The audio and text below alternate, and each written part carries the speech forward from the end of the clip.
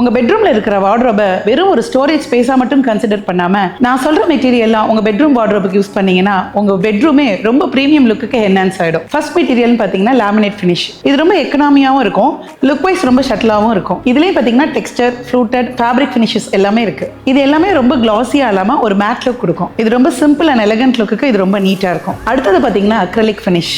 இது ரொம்ப பிரீமியமாவும் classy look தரும். லேமினேட்டோட கம்பேர் பண்ணும்போது காஸ்ட் வைஸ் கொஞ்சம் கூட வரும். நெக்ஸ்ட் வந்து நேச்சுரல் வுட். இது நம்ம ட்ரெடிஷ்னலா யூஸ் பண்ற வார்ட்ரோப்ஸ் தான். இது ஆன்டிக் அண்ட் ட்ரெடிஷ்னல் லுக் விரும்புறவங்களுக்கு இது ரொம்ப சூட்டபிளா இருக்கும்.